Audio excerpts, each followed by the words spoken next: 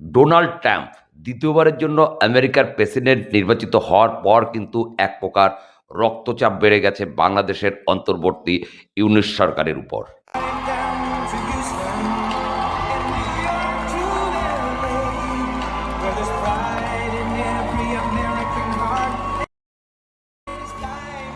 অসম্ভব ইচ্ছে শক্তি, ক্ষমতার শীর্ষে পৌঁছানোর তীব্র আকাঙ্ক্ষা এবং মনের জোর যদি থাকে, বয়সটা যে কোনো বাধা নয়। দ্বিতীয়বারের জন্য আমেরিকার প্রেসিডেন্ট নির্বাচিত হয়ে ডোনাল্ড ট্রাম্প সেটাকে আবারও প্রমাণ করলেন। নমস্কার, ডিবি নিউজে আপনাদের স্বাগত। সমস্ত রকমের অপপ্রচার, কুৎসা কেলেঙ্কারিকে দূরে সরিয়ে দিয়ে দ্বিতীয়বারের জন্য আমেরিকার প্রেসিডেন্ট নির্বাচিত হলেন ডোনাল্ড ট্রাম্প।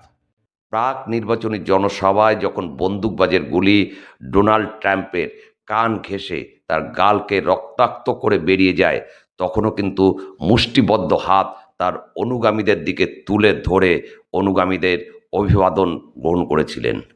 তার ফল দ্বিতীয়বারের জন্য আমেরিকার প্রেসিডেন্ট নির্বাচিত হওয়া। আজ ডিবি নিউজে আপনাদের শোনাবো ডোনাল্ড ট্রাম্পের জীবন কাহিনী। 34 বছর বয়সে তখন তিনি ঘোরতর ব্যবসায়ী। দ্য ট্রাম্প অর্গানাইজেশনের প্রেসিডেন্ট ধনকুবের ডোনাল্ড ট্রাম্প 1980 সালে এক সাক্ষাৎকারে বলেছিলেন, রাজনীতিটা আসলে খুব নিচু শ্রেণীর লোকেরা করে থাকে।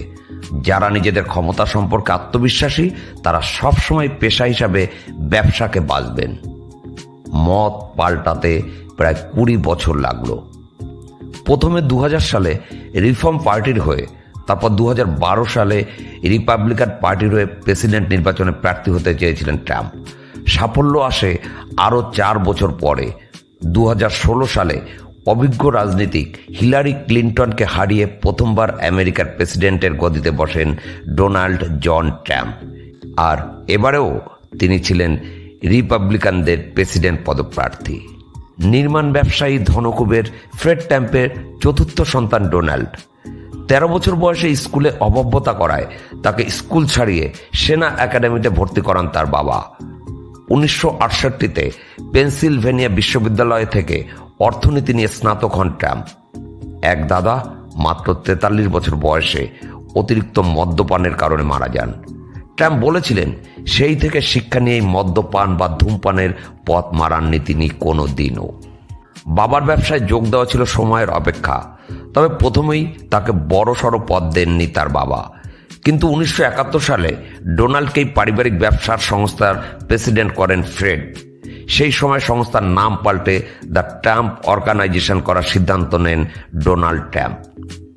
এক সাক্ষাৎকারে ডোনাল্ড জানিয়েছিলেন, বাবার কাছ থেকে $10 লক্ষ ঋণ নিয়ে নিজের আলাদা একটা ব্যবসা শুরু করেছিলেন তিনি। পরে শুধু নির্মাণ ব্যবসাই নয়, নানা নতুন নতুন শিল্পক্ষেত্রে বিনিয়োগ করেছেন ট্রাম্প। টানা বহু বছর বিভিন্ন রিয়েলিটি শোয়েরও প্রযোজনা করেছেন তিনি। একটা সময়ে বিলাসবহুল বাড়ি তৈরির সঙ্গে সঙ্গে গল্ফ কোর্স, ক্যাসিনো, কন্ডোমিনিয়াম আর হোটেলও বানাতে শুরু করেন ট্রাম্পের সংস্থা।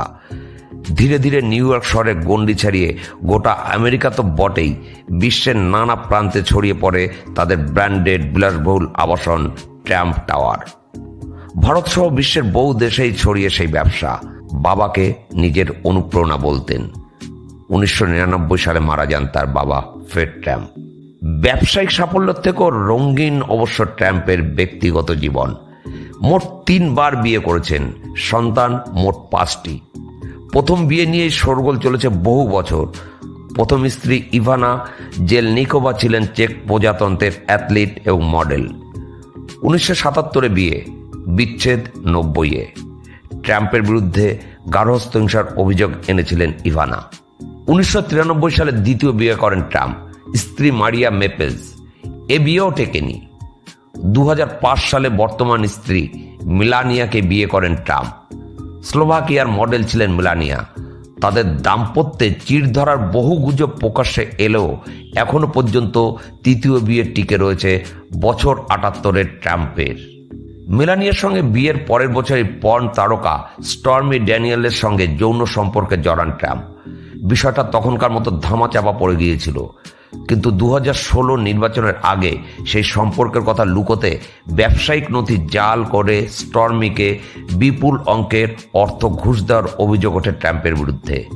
সেই সংক্রান্ত মামলা এখনও চলছে। ব্যবসায়িক নথি জাল, কর ফাঁকির মতো বহু অভিযোগ আগে উঠেছে ট্রাম্প এবং তার বিরুদ্ধে। রাজনীতির ময়দানে বিতর্ক আর ট্রাম্পকে যেন সমান্তরাল রেখায় এক করা যায়। ঘৃণা ভাষণ থেকে শুরু করে বিপক্ষের রাজনীতিকদের কুরুচিকর ভাষায় আক্রমণ, প্রাক্তন প্রেসিডেন্ট বারাক ওবামার নাগরিকত্ব নিয়েও প্রশ্ন তুলেছেন তিনি। বহু মহিলা ট্রাম্পের বিরুদ্ধে যৌন নির্যাতন, ধর্ষণের অভিযোগ এনেছেন। অবশ্য বেশিরভাগ অভিযোগই উড়িয়ে দিয়েছেন তিনি। 4 বছর আগের নির্বাচনের পরাজয় সেই সময় তিনি স্বীকার তো করেননি, উল্টে ক্যাপিটাল হিলে দাঙ্গা বাঁধানোর জন্য সমর্থকদের ট্রাম্প উস্কেছিলেন বলে অভিযোগ। সেই সংক্রান্ত একগুচ্ছ মামলা এখনও আদালতে চলছে। বিশেষজ্ঞরা অবশ্য আগেই জানিয়েছেন বিচারাধীন মামলাগুলির জন্য এবারের নির্বাচনে লড়া আটকাবে না তার। এমনকি কোনো মামলায় দোষী সাব্যস্ত হলেও নির্বাচনে জিতলে তার প্রেসিডেন্টের গদিতে বসাও আটকে থাকবে না। কমলা হ্যারিসের সঙ্গে তার বিতর্কে ট্রাম্প বলেছিলেন, সাধারণ আমেরিকান কি স্বপ্ন দেখেন তা আমি জানি, এবং সেই স্বপ্ন কিভাবে বাস্তবায়িত করতে হবে আমি তাও জানি। ভোটদাতাদের সেই স্বপ্ন সফল করে আবারও আমেরিকার প্রেসিডেন্টের গদিতে বসতে চলেছেন ডোনাল্ড জন ট্রাম্প। তবে দ্বিতীয়বারের জন্য আমেরিকার প্রেসিডেন্ট নির্বাচিত হওয়ার পরে কিন্তু বাংলাদেশের অন্তর্বর্তী ইউনিট সরকারের উপর যথেষ্টই চাপ বাড়ল। ইতিমধ্যেই কিন্তু আমেরিকার ভাবী সরকার প্রেস বিবৃতিতে জানিয়ে দিয়েছেন বাংলাদেশের সংখ্যালঘুদের উপর আক্রমণকে তারা ভালোভাবে দেখছে না। বিগত হাসিনা সরকারের আমলে সংখ্যালঘুরা অনেক নিরাপদ ছিল। দেখা যাক আগামী দিনে ট্রাম্প প্রশাসন বাংলাদেশের এই অন্তর্বর্তী সরকারের উপর কতটা চাপ সৃষ্টি করে সংখ্যালঘুদের উপর আক্রমণকে নিয়ন্ত্রণে আনতে পারেন। সবাই ভালো থাকবেন, সুস্থ থাকবেন। নমস্কার।